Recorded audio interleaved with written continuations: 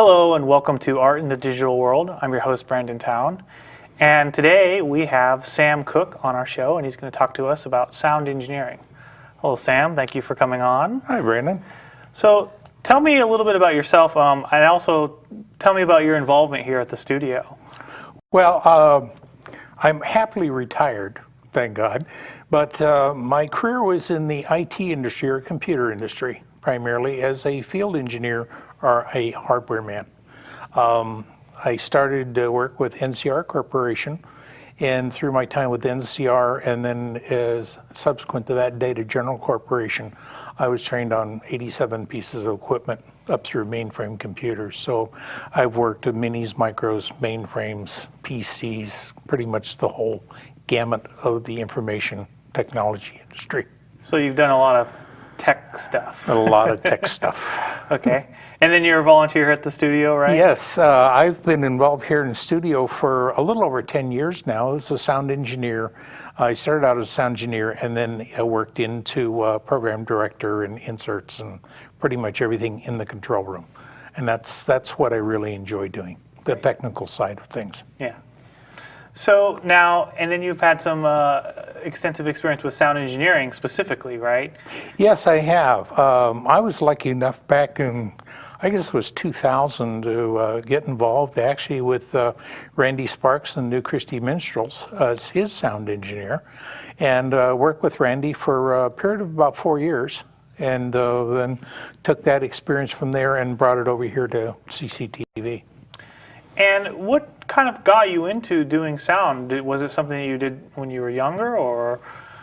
Well, I've always enjoyed music and the spoken word, and it was at the time it was somewhat of a technical challenge to me. I've always enjoyed technical challenges or repairing something or it being involved in something you can't physically see, but you had to think through to come up with an end result. You can take a part that's broken and see that, it's broken and now it fits back together. But when you're working electronics and in sound, you have to know the whole process to achieve what you're trying to do. And that's what intrigued me and kind of drew me into it. It's something other than computers. Now, I know that you did computers primarily. Did you do any formal training for the computer to do the IT stuff? Yes. When I started out in the industry with NCR Corporation, that was back when companies, large corporations, actually trained you. I served a 27-month apprenticeship in Fresno, California, and I had to learn 3 different machines, mechanical machines. Then I spent 9 months in school in Denver, Colorado, where I was further trained on, I think it was 12 machines. Came back out, I was in the field for 4 months and went back into school for another 6 months in electronics. And it kind of snowballed from there. Wow. I spent a little over 20% of my career actually in classroom. And that's 40 hours a week, 5 days a week in training. So the training was very much in-depth down to the component level of how a mainframe worked, because you had to be able to go in and figure out what is not working and go down to the individual component in those days, not just a circuit board, and repair or replace the component. Later on, it got easy with circuit boards. And when you were going to kind of being trained, I should say, not going to school, and working for the company, did you always kind of want to do something with sound, or was that kind of just? Not as a sound engineer, not as a person participating in the generation of sound for a larger group of people. No, I enjoyed listening to music, different kinds of music, and so on, and I had high respect for the people who were doing it, especially in a concert situation where there's no mistakes allowed. In a studio like this, we actually go to tape, and then the tape is replayed to air from here. But if there's a major problem here on the set, a major sound problem or a light problem, whatever, we can always stop tape, correct the problem, and go on from there, or do a restart. If you're doing a concert, you can't do that. Yeah. That's the challenge. Yeah.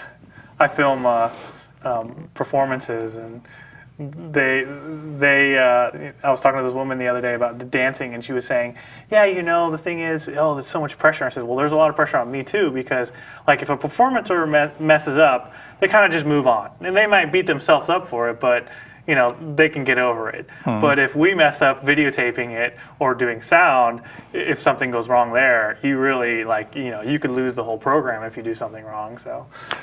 Oh yeah, well, it's interesting because if you're in the audience and you watch a performance on stage and somebody misses a step, whatever, the person out in the audience will probably never know that there was a misstep.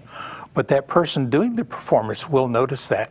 Because I know in a recording studio, I've put a track down of a performer on tape, and we stopped the tape at the end of the track. And I asked him, through the microphone, well, what do you think? Let me play this back for you. What do you think? And he says, I missed a note here. Let's redo it. Well, I couldn't tell the difference, but he could. And that's the kind of people you really want to work with. So tell me about, how did you get into doing the sound engineering for, who was it again? Randy Sparks, okay. New Christie Minstrels. And a lot of people in this area know Randy because he, for about 30 years, he's lived over in McCallamy Hill in the old Oddfellows building there at the end of Center Street. It's got the big radio wagon out in front of his building there. It was a case of I always enjoyed Randy's music, New Christie Minstrels music, folk music, and he did a show called Bring a Broom, and it was a musical story or history of the gold rush, and he wrote, I believe it was 17 new songs for it, and he first put it on down in Sonora. My wife and I went to it, and I fell in love with it. So he was doing it in McCallamy Hill after the Sonora presentation, and I kind of watched over his son's shoulder as he was being the sound engineer, Kevin, and kind of figured it out from there. And then Kevin, through other activities, could no longer be a sound engineer, so I pretty much stepped in and got the job. Wow. And you were just kind of at the right place at the right time. Right place, right time. I guess the right level of drive and the right background experience to know what I was dealing with. Oh, okay. So. And, so you did the engineering for the live shows. Yeah. Okay. And some studio work we did also. And since then, I've also been kind of the sound engineer for the Mountain Ranch Community Club. We've done plays up there. And I've worked with the Valley Springs Friends of the Library for their melodrama this last year. So what does in your words, what does a sound engineer do for a performance? Well, basically, it depends on what the performance is. If it's someone getting up and reading poetry, you only have one microphone to worry about. But the main thing is your audience has to be able to hear that person or that group or that orchestra or whatever it is clearly. Okay. And that can be a challenge depending on the room you're in, okay, depending on the equipment you have available and depending on the situation. Now, I've set up and run, from one person playing a violin to 8 people with 23 leads coming into a mixing board and a 900-seat auditorium, okay? And it's just like, cut the tape because this is live and we can package this and sell it. Mm-hmm. Okay. But it has to be balanced and it has to be right. So you're mostly at the mixing board doing the mixing and getting the levels right and everything. Well, that and also setting up the microphones, all the cabling, the snake that carries all the signals from the microphones from the box on the stage back to the mixing board.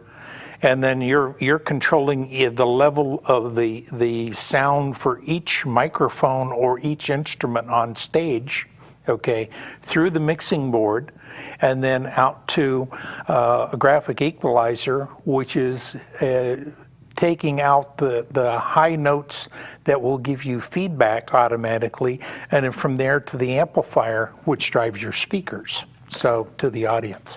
Now, when you did the live shows for Randy Sparks, how much testing did you do? How much, Oh. mic tests and everything? It usually, you love to have 2 hours, but it never works that way. Musicians are a wonderful breed of people, okay, but trying to get them together for a sound check is sometimes a little hard. But the ideal is to get them in for a sound check like we do here in the studio. Let's count to 20 here, but there it's play a little bit of whatever you pick a song, whatever. I want to be able to set the level, the signal level I'm getting off of your microphone, whether it be your vocal microphone or an acoustic hookup to your instrument, and set those levels to where it will blend in correctly with the rest of them. When you're dealing with a performance group like the new Christie Minstrels, your lead singer naturally is going to be at a higher level than his instrument and everyone else's instruments.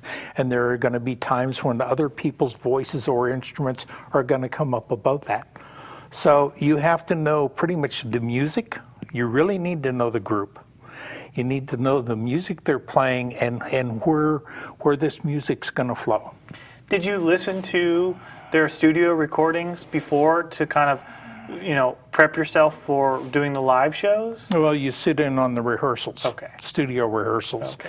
and it comes from listening to certain songs at home or in the car when you're commuting back and forth to work, and you get to the point the lyrics, when a banjo's going to come up or a guitar or something like that, or when a group is going to come in. So, do you ever get sick of the songs after hearing them for a long time? No, not really. Some of them are quite catchy and a lot of fun, Yeah. and you go, well, I wish they'd play this one a little more often, Okay.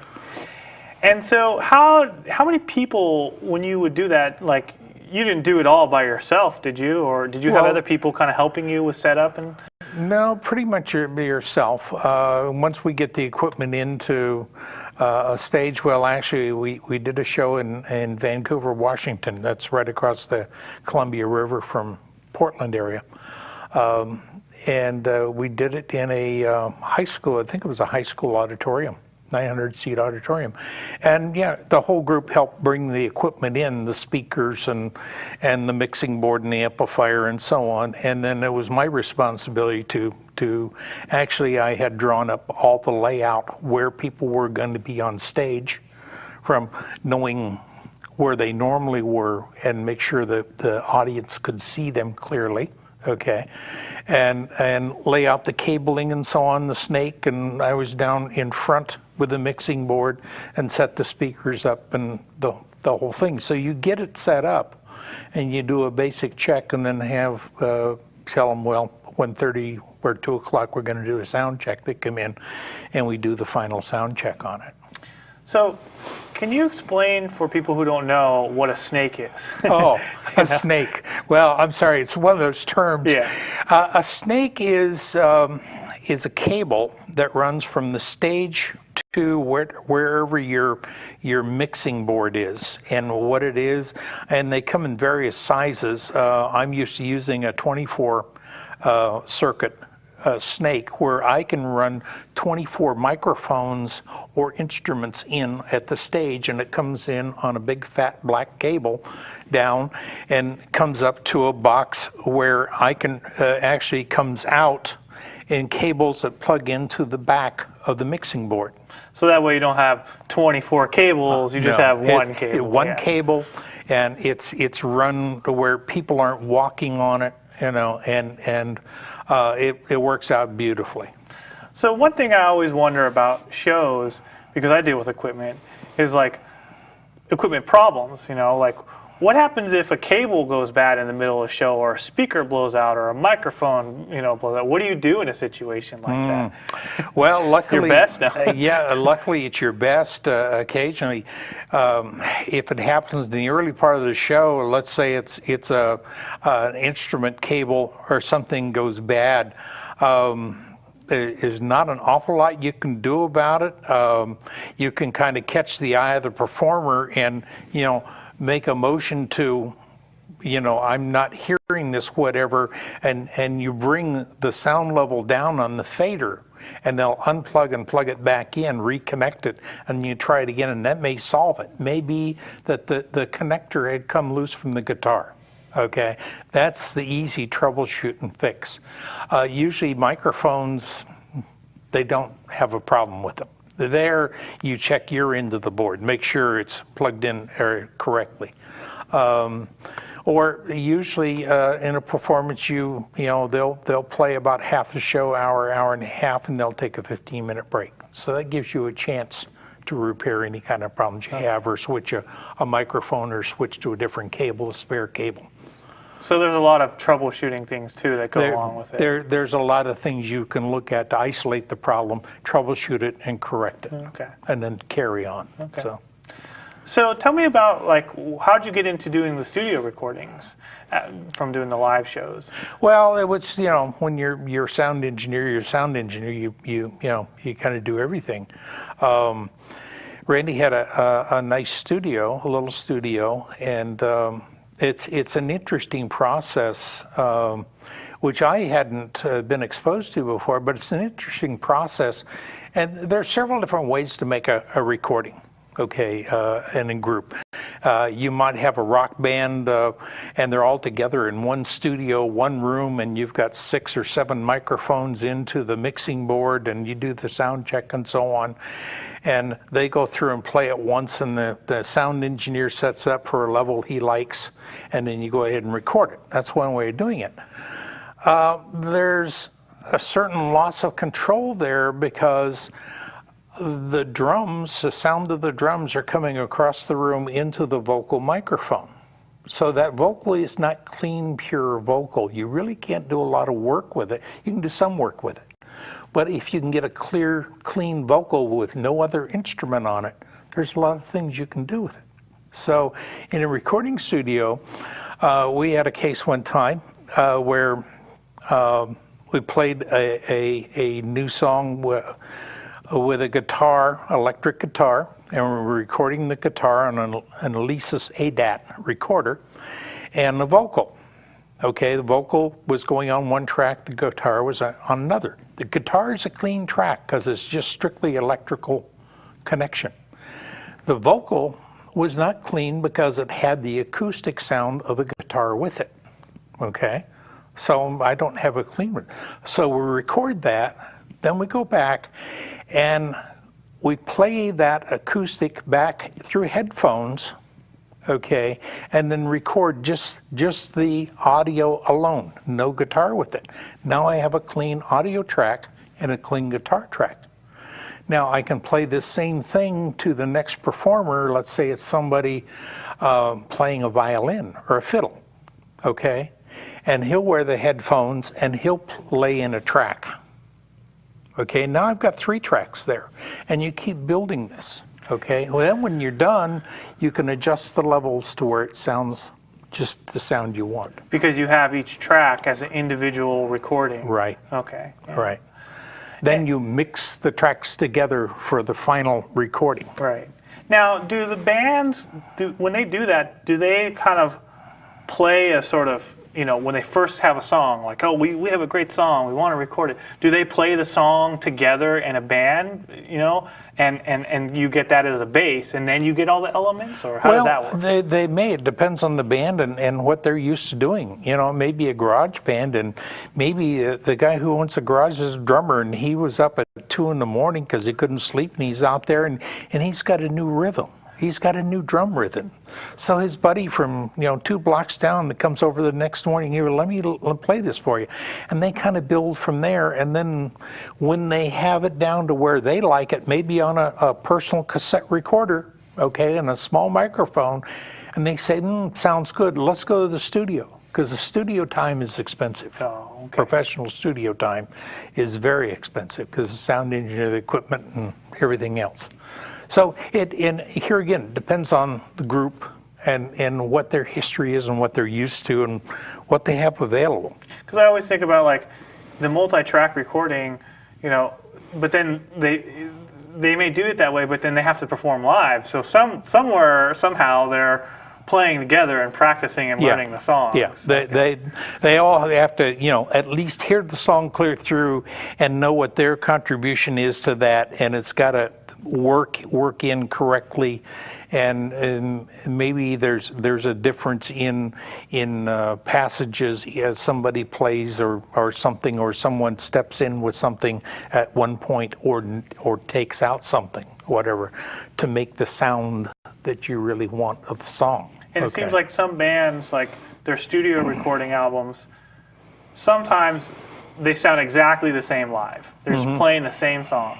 But then other bands, you listen to the studio recording, but then in live, it's kind of different, and it's got a different feel to it, and there's maybe improvisation, and maybe they're using different sounds for certain things, even though it's the same song. So, well, in a studio, you can do some enhancement.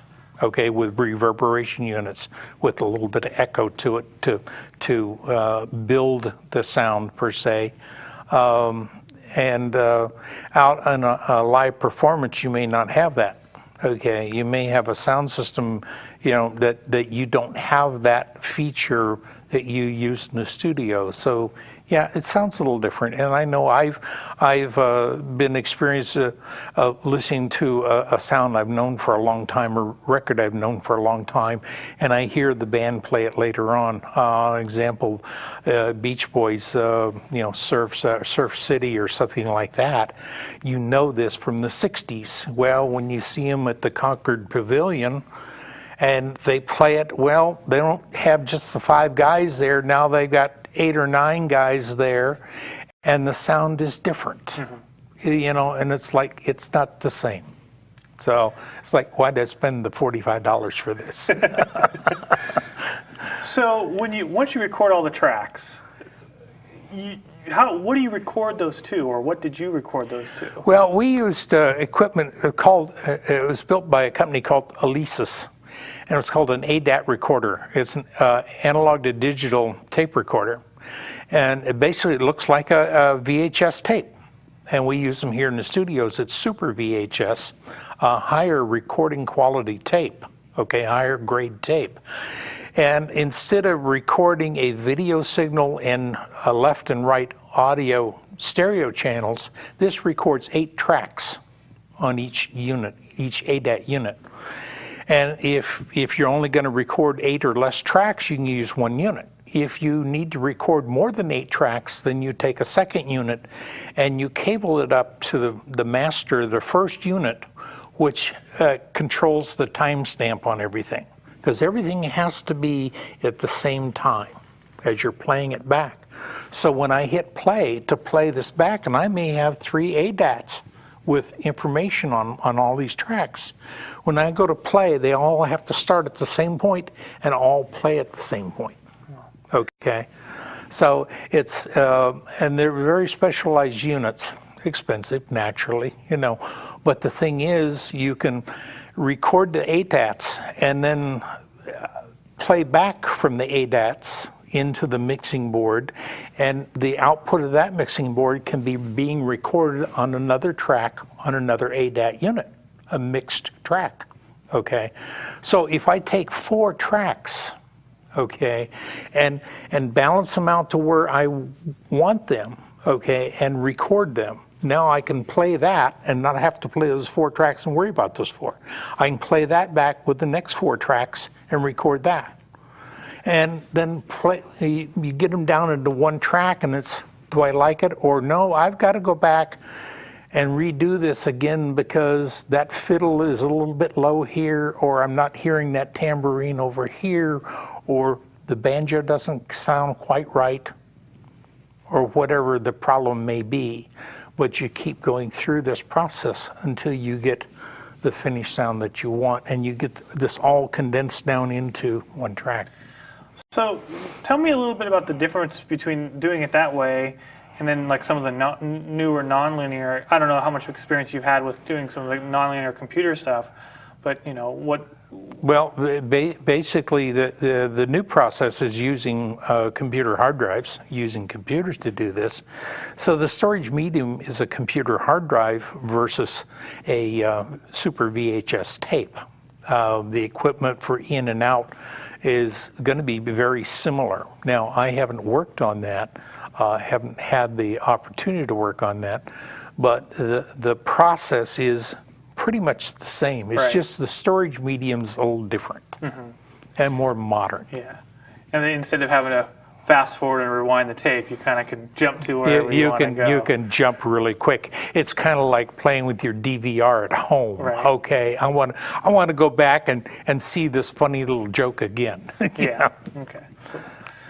So, when you did that, was there a lot of time spent editing and mixing versus recording, or was there one more than the other, or? Well, the time we. Due to a lot of other things going on at the time and so on, we never did finish one complete project. But there was a lot of time involved in getting the different people there, getting there at the studio at the same time and getting other people in with their schedules, okay, and recording their track and so on. A lot of time involved in that. The mixing part of it is sitting down with the artist and the producer and deciding what you want to hear and doing that. And what we were doing, I think on that one piece we were working on, I think we had about 10 tracks up. And we still had a couple others that the artist wanted to put in, and we just, for some reason, didn't get around to it. Okay. So, Well, we don't have a lot of time left, so do you think you might ever get back into doing any? I mean, it sounds like you already still do a lot. Like, what do you see in the future for doing some of the sound engineering? well, I'm the sound engineer for the Mountain Ranch Community Club, and I work up there. We had a Mountain Ranch Has Talent the last 2 years show up there, which public access television did tape, and hopefully it will show. But I did the master sound engineering on that, and I worked with the Friends of the Library in Valley Springs and did their melodrama. And when things like that come up, I'm available. Cool. So it's a lot of fun. Yeah. I've done a little bit of it, but I'm more of a video guy. Yeah. But there's something for everyone. Well, my video I leave to Alaska. And that's great when you're flying in a de Havilland Otter at 12,000 feet up on Denali, and you're going to land, and you're shooting video that's just out of this world. That I agree with you. That's good stuff. Yeah. Video. Cool. Well, thank you, Sam. It was really fun talking to you. Well, it was fun being here. Great. And thank you for watching Art in the Digital World. I'll see you next time.